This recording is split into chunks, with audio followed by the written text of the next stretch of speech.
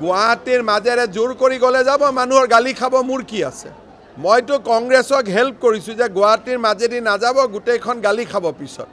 যদি জোৰ কৰি যাব খোজে যাব পিছত মই কেছ ৰেজিষ্টাৰ কৰি ল'ম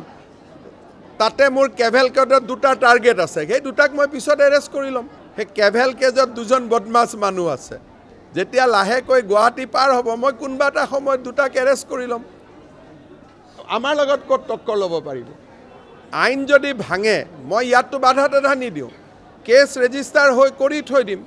পিছত যি দুজনক উঠাব লাগে মই উঠাই লৈ আহিম সেইবিলাক কি আপোনালোকে প্ৰভাৱ পৰিবনে আপোনালোকে চাব সেইবিলাকত মই চোৱাৰ মোৰ কাম নাইতো এইটো আছে SPGৰ এজন পুৰণা ইন্সপেক্টৰ যোনে জেকাই আছে যে গুৱাহাটীৰ মাজেদি যাব লাগে যদি গুৱাহাটীৰ মাজেদি বিজেপিও নাযায় যাই যদি যাব জোৰ কৰি মই কাকো বাধা নিদিওঁ পিছত মই ধৰি ল'ম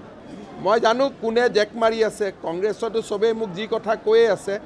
যি দুজনে জেক মাৰি আছে যে গুৱাহাটীৰ মাজেৰে বল ভাঙি দে আইন মই আইন ভাঙোতে একোৱে নকৰোঁ কোনে এইবিলাকত পুলিচে যুঁজ বাগৰ কৰি কোনে নেশ্যনেল মিডিয়াক হাইপ কৰাব যাওঁতে যাব কিন্তু আইন ভঙাৰ কাৰণে কেছ ৰেজিষ্টাৰ কৰি শিলিগুৰি পোৱাৰ লগে লগে মই এৰেষ্ট কৰি লৈ আহিম আৰু নাড্ডাৰ যাত্ৰাটো তেনেকুৱা নহয়